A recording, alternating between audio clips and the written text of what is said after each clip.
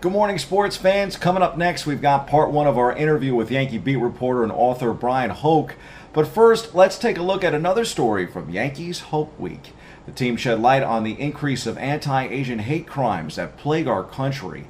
In the process, the Yankees have given a voice to victims of anti-Asian discrimination. Here's more from Hope Week. It's been nice not only to feel the AAPI community, but be accepted by the Yankee family, and Yankees being a representation of New York feels like a big moment to celebrate, something bad that we're trying to make good with all of New York City in a nice way. So we're really honored to be here and enjoy this experience. We would have never dreamed that this would have come about today, and it's just been a pleasure, and it's been so moving to see how a project that we created just has been so impactful to such an important group of people.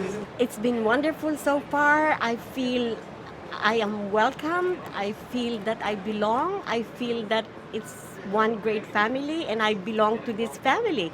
And I'm so happy that I am here experiencing all these things. I hope this just brings awareness. I think the Yankees, of course, have such an amazing audience and a diverse group of people, and really show the true breadth and representation of what America is, just with what even we have in New York City. So I think it sets an example and a tone for hopefully the rest of the country to see, and sheds a light on this very important issue that unfortunately, happened to my mom under the scope of our AAPI community, but it's really about hate being not okay in any form, and it's about every demographic of people, and no one should feel different or any discrimination for any characteristic, because we're all American.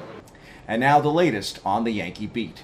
MLB.com Yankees beat reporter and now three-time author Bryan Hoch joins us this morning. Bryan, scorching weather here in the Big Apple, but unfortunately the Yankees not playing so hot. Yeah, no doubt about it. It's been an uphill climb for this team, and for a team that a lot of us picked to win the division, to go on, make some noise, make a run at that 28th World Series title, they've really just been spinning their wheels, and it's kind of one step forward, one step back. And so I'm not saying it's too late for them to make a run, but this American League East is such a tough division with Boston and Tampa Bay, and Toronto's not going anywhere. And the Yankees definitely have their work cut out for them, and if they're going to get back to the playoffs and be the team that we expected them to be. Well, Bryan, Yankees might not be such good news, but you've got some good news to share with our fans at home this morning. And of course, as I just mentioned, you now have a third book out, and it appropriately called The Bronx Zoom Inside the New York Yankees Most Bizarre Season, this 2020 season. Tell us a little bit about the book.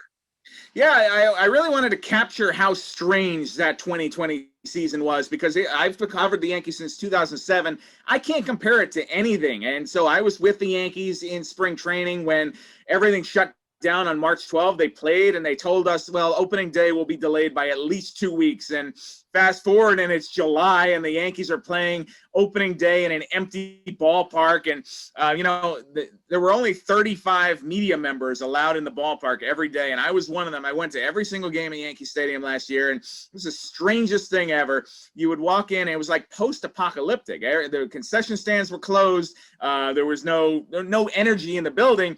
And you'd make that turn and you'd see the lights are on at 7:05 and the Yankees would come out in their pinstripes, and you think, who are they playing this game for? Is it for me? And so obviously it wasn't. It was for the people at home, and it gave everybody something to watch and enjoy. But it was just bizarre, and it made me really appreciate the energy and the passion that the fans have and they bring to the game.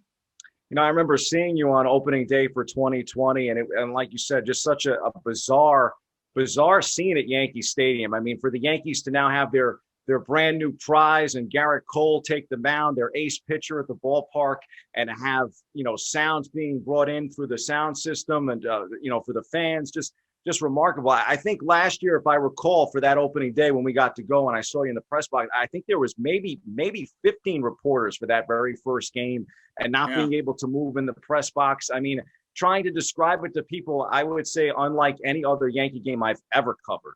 Yeah, and a lot of it wasn't fun. It was a very heavy year in a lot of ways. Look, we were all wearing masks.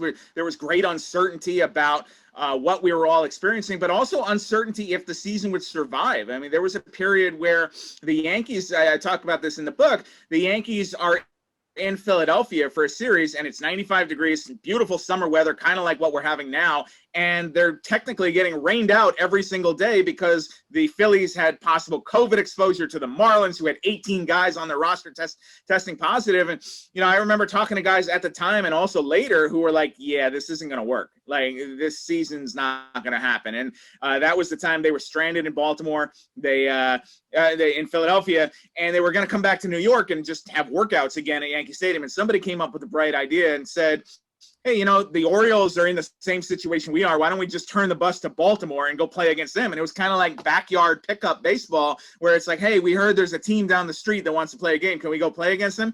But this was Major League Baseball in 2020, and just the strangest season that I ever experienced, the players, coaches, executives, anybody could have imagined. And we try to do you right, too, this morning on the show, because we're having our interview being done actually on Zoom, which I think is appropriate for the book.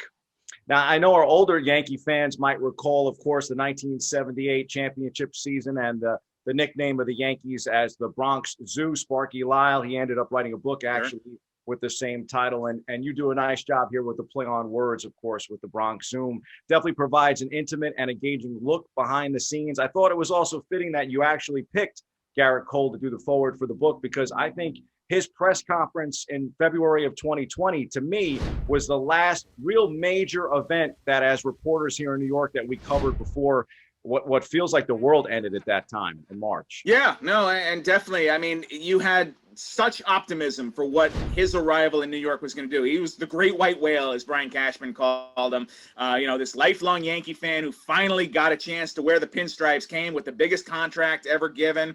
And, it was the last kind of vestige of the before times, really. Oh, the Yankees signed the best pitcher out there. Of course they did. That's what they do. They're the New York Yankees. And, getting to know Garrett a little bit in spring training was good. And I thought he was going to be a great fit in New York. And then the plug just got completely pulled on March 12. And in the book, we kind of chronicle, I anchored a lot on Garrett and just his experience in what he had to do to kind of stay ready for the season.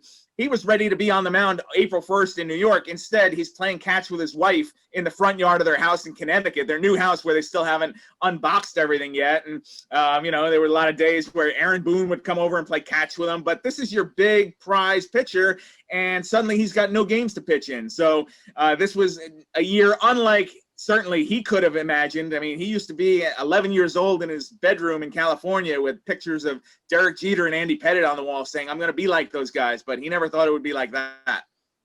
I remember when we got a chance to talk to you a little bit about the other books, the Baby Bombers, and of course, co-authoring Mission 27.